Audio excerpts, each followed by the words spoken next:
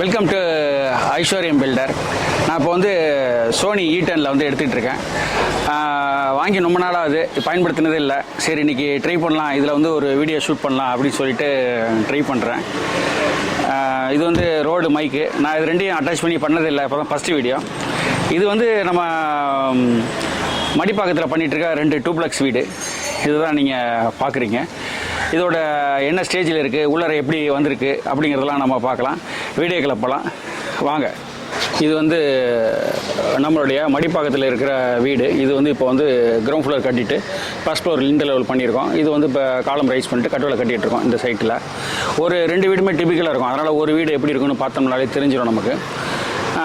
உள்ளர enter ஆனோன்னா நமக்கு வந்து ஃப்ரண்ட்டில் வந்து ஒரு வராண்டா வருது. நார்த் வெஸ்ட்டில் வந்து வீட்டோடைய என்ட்ரி கொடுத்துருக்கேன். உள்ளே என்ட்ரு ஆனிங்கனாக்கா ஒரு பெரிய லிவிங், டைனிங், அடுத்து வந்து கிச்சன் வரும். இதில் வந்து இங்கே டிவி யூனிட்ஸு, கபோர்டெலாம் வச்சுக்கலாம், அந்த மாதிரி ஒரு அமைப்பு. அடுத்து வந்து கிச்சன் வந்து கிச்சன், டைனிங், லிவிங். எப்போதுமே நான் வந்து மேக்ஸிமம் வால் கட்டாமல் ஓப்பன் ஸ்பேஸ் மாதிரி கொடுப்பேன். அந்த மாதிரி சின்ன இடங்களுக்கு வீடு நல்லா பெருசாக லக்ஸுரியாக தெரியும். இப்போ இது வந்து 15 அறைக்கு கிட்டத்தட்ட ஒரு 26-27 அடி ஹால் மாதிரி பெருசாக இருக்கும். நல்லா பார்க்குறதுக்கு பிரம்மாண்டமாக பெருசாக தெரியும். அப்புறம் அங்கே வந்து ஒரு பெட்ரூமு, அதுக்கு அட்டாச்சு டாய்லெட்டு அந்த மாதிரி கொடுத்துருக்கேன். இப்போ அதில் வந்து மியூரல்ஸ் மாதிரி எதுவும் கான்செப்ட் பண்ண போகிறோம். இதில் இந்த கேமரா வந்து என்ன ஆகுதுன்னா, கையை காமிச்சா பாருங்கள், ஃபுல்லாக கையை ஃபோக்கஸ் பண்ணுது, பேக்ரவுண்டை ப்ளர் பண்ணுது. நம்ம இந்த மாதிரி வீடியோ ஷூட்டை வந்து எப்படி செட் பண்ணுறது தெரியல எனக்கு. அது ஒரு கற்றுக்கிறேன் மேலே.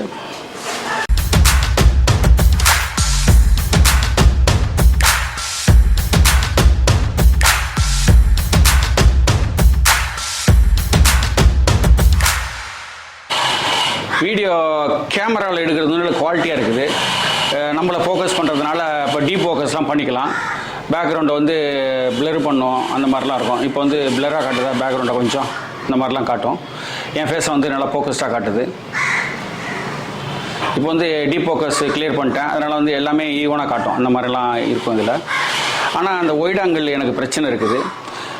ஒருவேளை ஃபுல் ஃப்ரேம் கேமராங்கிறதுனால ஃபுல்லாக காட்டுமா என்னன்னு தெரியல. நம்ம இந்த மாதிரி வீடியோ எடுக்கிறவங்க, கன்ஸ்ட்ரக்ஷனு மாதிரி லைவ் வீடியோஸில் எடுக்கிறவங்க, என்னுடைய எக்ஸ்பீரியன்ஸ் என்னென்னா, அந்த கேமரா எடுக்கிறதோட செல்ஃபோனில் எடுக்கிறது ரொம்ப பெஸ்ட்டு. ஏன்னா எடுத்து உடனே போயிட்டு இருக்கும்போது ஆன்லைனில் எடிட் பண்ணிலாம் போடலாம், அந்த மாதிரிலாம் இருக்கும். நான் இதில் ஏதோ பெருசாக இம்ப்ரூவ் பண்ணிக்கலாம் அப்படின்னு சொல்லிட்டு இந்த கேமரா வாங்கினேன். இந்த ட்ராமா ஓரியன்டாக, என்டர்டைன்மெண்ட் ஓரியன்டாக பண்ணவங்களுக்குலாம் அந்த கேமரா நல்லா செட் ஆகும். ஏன்னா அந்த ஒரு இடத்துல வச்சு செட் பண்ணுவாங்க. இது வந்து எந்த அளவுக்கு நல்லா இருக்குன்னு தெரியல. நான் சரி இதில் ஒரு வீடியோ எடுத்து பார்க்கலாம். அதாவது என்னுடைய இந்த சோனி E10ல் ஒரு வீடியோ எடுத்து பார்ப்போம். ஏன்னா அவுட்டில் வந்து எடுத்தது இல்லைன்னா ஒரு walk through video, construction video போடலான்னு சொல்லிட்டு ஃபுல் அண்ட் ஃபுல் இதில் எடுக்கிறேன். இது வந்து இப்போ கேமரா என்ன நல்லா ஃபோக்கஸ் பண்ணுது, என் ஃபேஸை ஃபோக்கஸ் பண்ணுது. இது மாதிரி வீடியோ எடிட் பண்ணுறதுக்குலாம் ரொம்ப நல்லா இருக்குது. செல்ஃபோனில் எடுக்கிறது வந்து எப்படி இருக்குன்னு பாருங்கள். நான் செல்ஃபோன்லேயும் ஷூட் பண்ணிக்கிட்டு இருக்கேன். நல்லா கிளியராக தான் இருக்குது எனக்கு ஓரளவு. இது கேமரா எடுக்கும்போது ஒரு மாதிரி பிளராகிற மாதிரிலாம் ஒரு ஃபீல் இருந்தது. இதில் நல்லா தான் இருக்குது.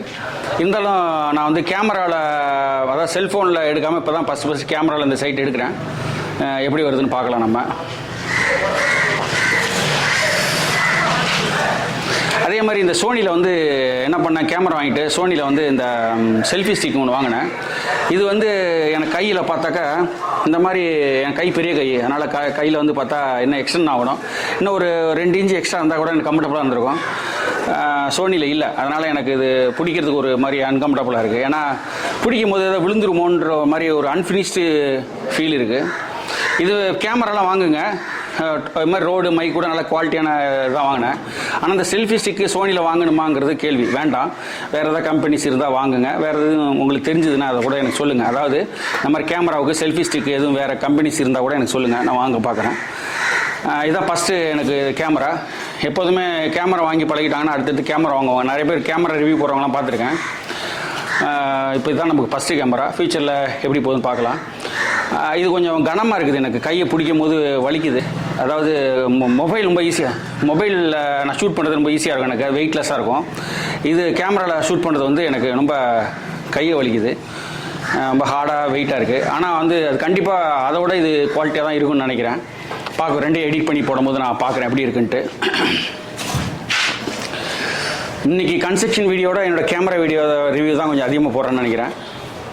ஏன்னா இதுதான் ஃபஸ்ட்டு ஷூட் எடுத்துகிட்டு சைட்டில் எடுக்கிறதுனா வாங்கி 1 வருஷத்துக்கு மேலே ஆகுது. இதாவது எடுத்து யூஸ் பண்ணி பார்ப்போன்னு பார்ப்பேன்.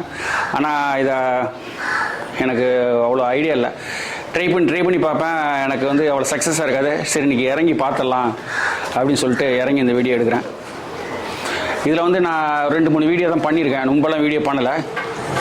இது வந்து மேக்ஸிமம் ஒரு 4வது வீடியோவாக தான் இருக்கும்னு நினைக்கிறேன் என்னுடைய யூடியூப்பில் போட போகிறது. இது ஒருவேளை நல்லா குவாலிட்டியாக இருக்குது அப்படின்னு ஃபீல் பண்ணோம்னா கண்டிப்பாக நான் இதுலேயே எடுக்க பார்க்குறேன். இந்த மாதிரி இதிலே ரிமோட் சென்சார்லாம் இருக்குது. இதில் வந்து ஃபோட்டோ எடுக்கிறது, வீடியோ எடுக்கிறது, அது மாதிரி டீஃபோக்கஸ் பண்ணுறதெல்லாம் இருக்குது. இதை யூஸ் பண்ணிக்கலாம். கேமரா பிடிச்சிட்டு போகலாம் அவசியம் இல்லை. மாதிரி செல்ஃபி ஸ்டிக்லேயே பிடிச்சி கொண்டு போகலாம். இப்போ என்ன பண்ணலான்னாக்கா, நான் உள்ளே என்டர் ஆனோன்னா ஸ்டெப்ஸ் கொடுத்துருக்கேன். ஒரு 3 ஸ்டெப்ஸு, அப்புறம் லேண்டிங்கில் 2 ஸ்டெப்ஸ், 5 ஸ்டெப்ஸ் கொடுத்து அப்படி மேலே ஏறி போகிற மாதிரி பண்ணியிருக்கேன்.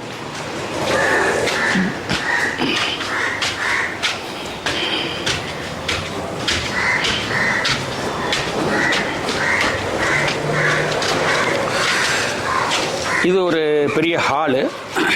அப்புறம் வந்து இது ஒரு பெட்ரூமு. இங்கே ஒரு டாய்லெட் வருது. டாய்லெட்டுக்கு வந்து இப்படி சைடில் என்ட்ரி கொடுத்துருக்கேன். பின்னாடி வந்து ஒரு பால்கனி மாதிரி அவங்களுக்கு கொடுத்துருக்கேன். அடுத்து வந்து இங்கே ஒரு பெரிய பெட்ரூமு. இதுக்கு அட்டாச் டாய்லெட் மாதிரி கொடுத்துருக்கேன். இது மாதிரி வருது. இங்கே வந்து பால்கனி எலிவேஷன் வரும். அதுக்காக நான் விட்டு வச்சுருக்கேன். என்ன பண்ணலாம், ஃப்ரெஞ்சு விண்டோ மாதிரி இப்படி கொடுக்க போகிறோம்லிட்டு.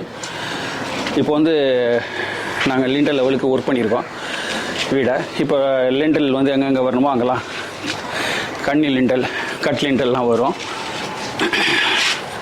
இன்னும் ஒரு வாரத்துக்கு அப்புறம் அந்த வீடு ரூப் அடிக்க ஆரம்பிச்சிருவோம். அந்த வீடியோலாம் நீங்கள் பார்க்கலாம்.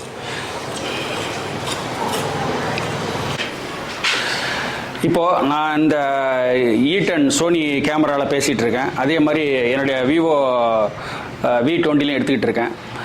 ரெண்டோடைய வீடியோ குவாலிட்டியும் பார்க்கலாம். நான் என்னோடய செல்ஃபு டெஸ்ட் பண்ணி பார்க்குறேன். அதை தான் உங்களுக்கும் நான் அப்லோட் பண்ணுறேன். ஒரு வேளை என்ன மாதிரி ஏதாவது வீடியோ பண்ணிகிட்ருக்காங்க, திடீர்னு ஒரு கேமரா வாங்கி நம்ம இன்னும் கொஞ்சம் குவாலிட்டியாக பண்ணலாம் அப்படின்னு நினைக்கிறவங்களுக்கும் இது பயனுள்ளதாக இருக்கும்.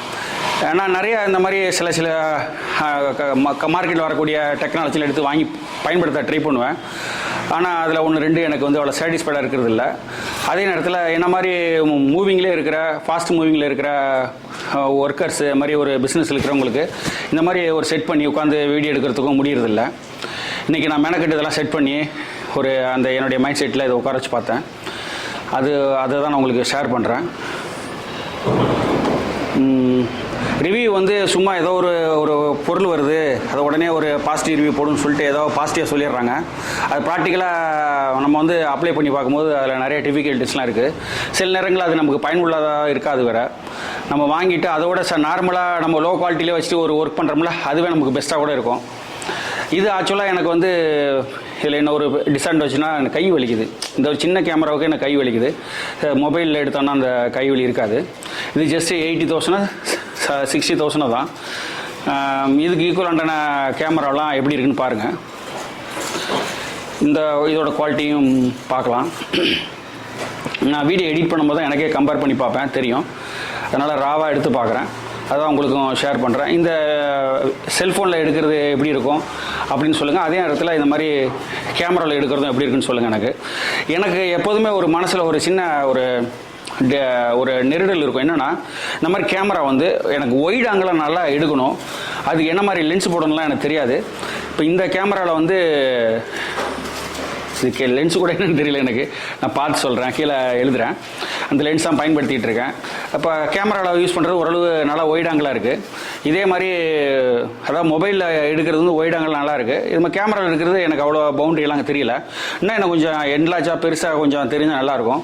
அதெல்லாம் வந்து ஃபுல் ஃப்ரேமில் தெரியுமோ அப்படிங்கிற எனக்கு எண்ணம் இருக்குது. ஒருவேளை இன்னும் கொஞ்சம் காஸ்ட்லியான கேமரா வாங்கினோம்னா இன்னும் இந்த பேக்ரவுண்ட்லாம் பெருசாக தெரியுமோ அப்படின்னு ஒரு எண்ணம் இருக்குது. எனக்கு இந்த மாதிரி வீடியோ எடுக்கும் போது தான் அந்த பேக்ரவுண்ட்லாம் கொஞ்சம் நல்லா ஒயிட் ஆங்கிளாக தெரிகிற மாதிரி இருந்தால் எனக்கு நல்லாயிருக்கும்.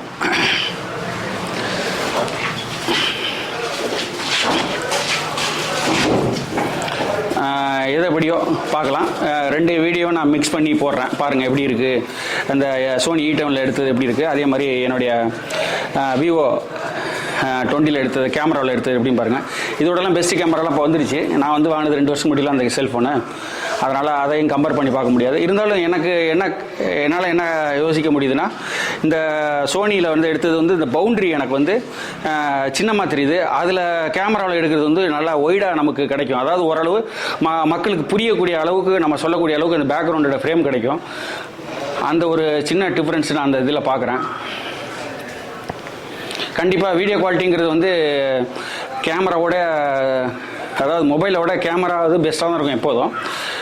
என்னுடைய சின்ன நெருடல் வந்து இந்த ஃப்ரேமோட குவாலிட்டி வந்து கொஞ்சம் என்லாச்சாக பெருசாக பேக்ரவுண்டில் தெரிஞ்சால் நல்லாயிருக்கும்னு நினைக்கிறேன். இது இன்னொரு சைட்டு. இந்த சைட்டில் உள்ளது வந்து சென்ட்ரிங்லாம் கழட்டி ஆளுங்க வச்சுருக்காங்க. ஏன்னா 16 நாள் தாண்டிடுச்சு. நீங்கள் அந்த பக்கத்து சைட் பார்த்தீங்களா, அதே மாதிரி தான். இப்போ இதையும் இந்த வாரத்துலேருந்து நம்ம பிளாஸ்டிக் வேலையெல்லாம் ஆரம்பிப்போம். இப்போ இதில் தான் நம்ம ரூப்புக்கு வந்து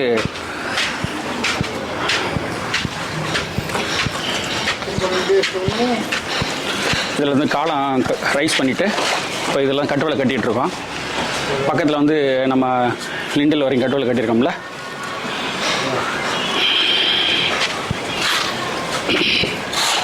இப்போ சில்லவல் வரை கட்டிகிட்டு இருக்காங்க. வழக்கம் போல் நான் சொன்ன மாதிரி தான் சில்லவலில் எங்கெங்கெல்லாம் சில்லவல் பீம் வேணுமோ அங்கெல்லாம் கண்டிப்பாக போடணும். 4.5 வால் வர இடத்துல கண்டிப்பாக போடணும்.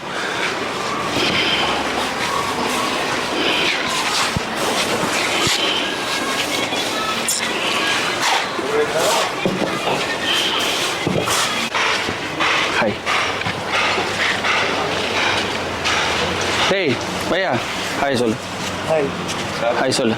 ஹாய் சொல்லு. நாங்கள் சென்னை சுற்றுப்புற பகுதிகளில் கன்ஸ்ட்ரக்ஷன் பண்ணிகிட்ருக்கோம்.